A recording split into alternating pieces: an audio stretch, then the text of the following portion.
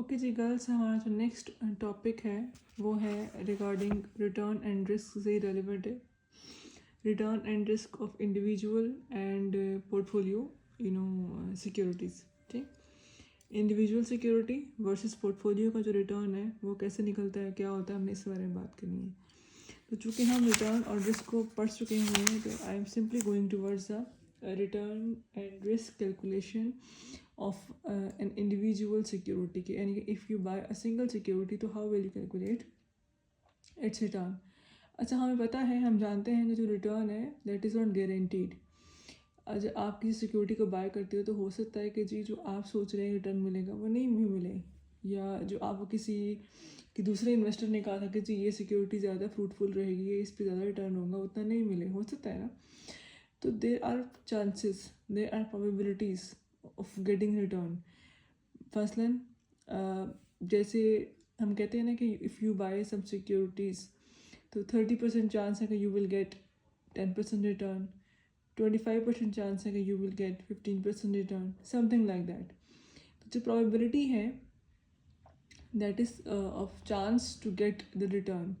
अब ये जो प्रोबेबिलिटी की वैल्यू है, इट जो हम उनको ऐड करते हैं, जैसे मैंने अभी कहा कि 30% है, 25% है, फिर 25% है, 20% है। जब उनको सम करूँगी तो it will be equal to 100%।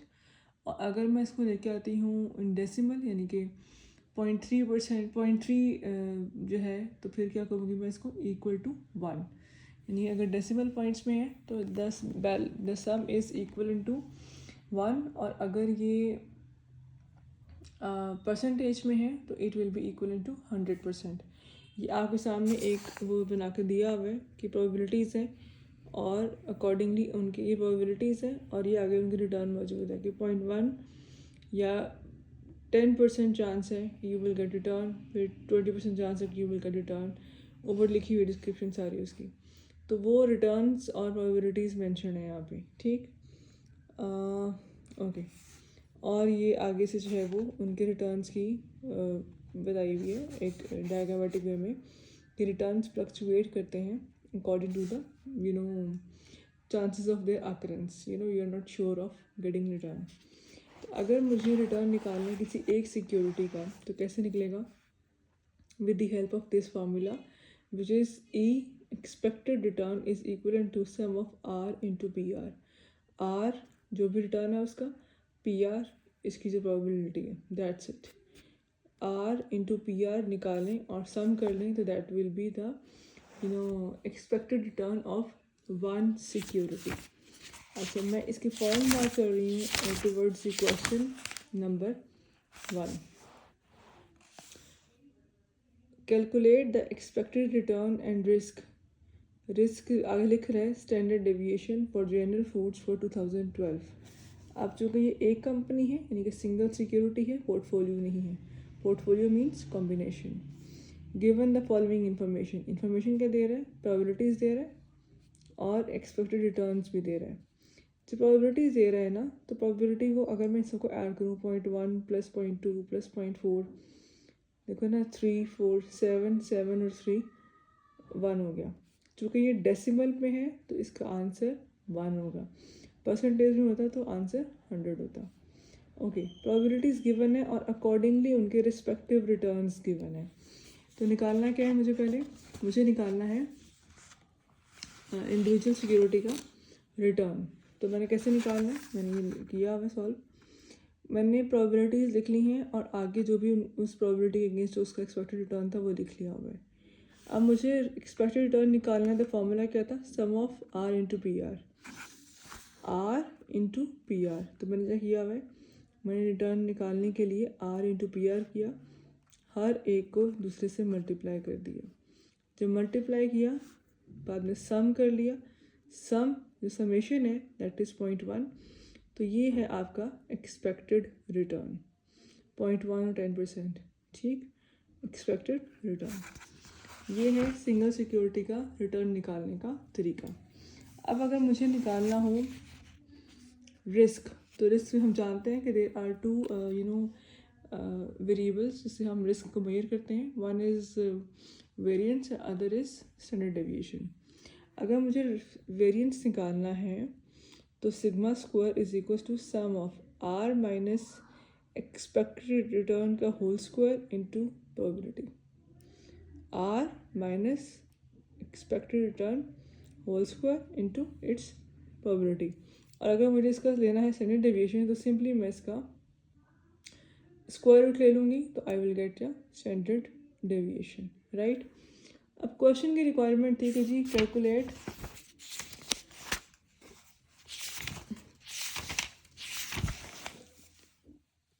Expected return and risk standard deviation, तो हमें रिटर्न भी निकालना था, रिस्क भी निकालना था।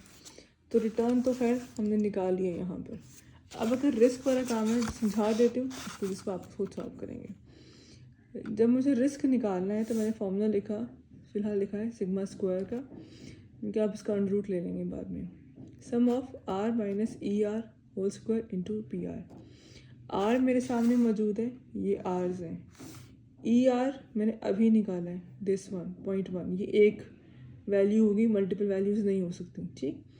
तो मैंने करना क्या है, पहले मैंने आर माइनस ई आर वाला कॉलम बनाया। मसलन फर्स्ट केस में क्या है, आर है 0.2 माइनस 0.1, ठीक। फिर 0.16 माइनस 0.1, यानी कि हर आर में से 0.1 माइनस होगा, तो क्या निकल आएगा, आर माइनस ई आर। अब मैंने जो भी आपकी वैल्यूज़ आएंगी आपने उसका सिंपली स्क्वायर, होल स्क्वायर ले लेना है। जैसे फॉर एग्जांपल यहाँ वैल्यू आती है 0.7 कहीं पर भी, तो आप 0.7 का स्क्वायर ले लोगे, that will be your r minus E R whole square. जब वो ले लिया, वैल्यूज़ लिखनी। अब आपने क्या करना है, नेक्स्ट स्टेप पे आर माइनस ई आर का स्क्वायर आ गया, नेक्स्ट क्या है, multiply by its P R. तो अब आपने उसकी जो रिस्पेक्टिव प्रोबेबिलिटी है उससे मल्टीप्लाई कर देना है, तो you will get r minus E r square into its probability. Values निकल जाएंगी। और चूँकि सम है, क्या करेंगे एट दी एंड, हम उन तमाम वैल्यूज़ को ऐड कर लेंगे, तो you will get the value of sigma square, right. Sigma square निकल आएगा। और चूँकि रिक्वायरमेंट हमारी सिग्मा स्क्वायर नहीं है, सिग्मा है, तो हम क्या करेंगे, उसका स्क्वायर रूट ले लेंगे, तो we will get the answer of standard deviation. तो इस तरीके से हमारा क्वेश्चन नंबर 1 सॉल्व हो जाएगा, राइट। तो हमने भी क्या सीखा है, how to calculate the risk and return of an individual security. लेकिन हम जानते हैं जब भी हम इन्वेस्टमेंट करते हैं तो हम जनरली एक सिक्योरिटी में इन्वेस्टमेंट नहीं करते, हम करते हैं इन्वेस्टमेंट मल्टीपल सिक्योरिटीज़ में। और इसकी क्या वजह है कि हम मल्टीपल सिक्योरिटीज़ बाय करते हैं। देखें गर्ल्स, ऐसा होता है कि मल्टीपल सिक्योरिटीज़ में बाय करने की जो एक बड़ी वजह ये होती है कि you want to reduce the risk. मैं इससे फर्दर फिर आती हूँ, लेकिन फ़िलहाल मैं बात करने जा रही हूँ कि जी पोर्टफोलियो रिस्क या पोर्टफोलियो रिटर्न के बारे में बात करने जा रही हूँ। तो पोर्टफोलियो क्या है, कॉम्बिनेशन ऑफ डिफरेंट सिक्योरिटीज़। आप किसी एक सिक्योरिटी में नहीं, वही बात है, आप मल्टीपल सिक्योरिटीज़ में इन्वेस्ट करने जा रहे हैं। क्यों करेंगे इसका जवाब मैं अभी थोड़ी देर में देती हूँ, लेकिन फ़िलहाल हम बात किसी करने जा रहे हैं पोर्टफोलियो की। जब भी आपने पोर्टफोलियो को अंडरस्टैंड करना है, पोर्टफोलियो के रिटर्न्स की बात करनी है, रिस्क की बात करनी है, तो वहाँ पर एक साहब हैं हैरी मार्कोविट्ज़, इनका बहुत ज़्यादा नाम आता है, ठीक। हैरी मार्कोविट्ज़ ने बहुत ज़्यादा हेल्प आउट किया था to establish and to select the best investment options available, ठीक। मतलब मुझे कैसे पता चलेगा कि मुझे किस तरह की सिक्योरिटी में इन्वेस्ट करना चाहिए, किस तरह की सिक्योरिटीज़ में इन्वेस्ट नहीं करना चाहिए। दो आई नो कि रिटर्न एंड रिस्क हम देख रहे होते हैं, लेकिन जब चूँकि एक पूल बनता है ना पोर्टफोलियो में, तो मुझे कौन सा पूल अडॉप्ट करना चाहिए, कौन सा पूल अडॉप्ट नहीं करना चाहिए, इसके जो जवाब है ना वो मिलते हैं मॉडर्न पोर्टफोलियो थ्योरी, इसने बनाया था एफिशिएंट फ्रंटियर। तो तमाम वो सिक्योरिटीज़ जो एफिशिएंट फ्रंटियर में फॉल करती हैं, हम उसमें इन्वेस्ट करते हैं। अब यहाँ पर क्वेश्चन इस होता है कि एफिशिएंट फ्रंटियर क्या है, तो उस पर इंशाल्लाह हम ज़रा थोड़ी देर में आते हैं बाद में। अभी ज़रा मैं पहले थोड़ा सा डिस्कस कर लेती हूँ पोर्टफोलियो रिटर्न और रिस्क की। अगर मुझे पोर्टफोलियो रिटर्न निकालना है तो मेरे सामने चूँकि इंडिविजुअल सिक्योरिटीज़ का रिस्क निकालना मुझे आ चुका है, तो जब भी मैं इन्वेस्ट करूँगी ना, तो I will invest certain kinds of certain percentage of my money into a particular security. For example, if I have 10,000 rupees जो spare है मेरे पास, I invest 20% of 10,000 in buying some security, ठीक। तो मैंने पूरा 10,000 इन्वेस्ट नहीं कर दिया, मैंने कितना किया 20%।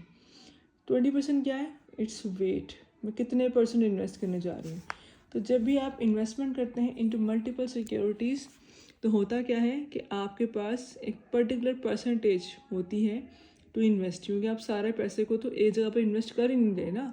पोर्टफोलियो का मतलब ही क्या है कि you are investing in different kind of securities. आप एक पूल बना रहे हो, तो जब पूल बनता है तो आप अपने पैसे को डिस्ट्रीब्यूट कर रहे हो अमंग डिफरेंट सिक्योरिटीज़।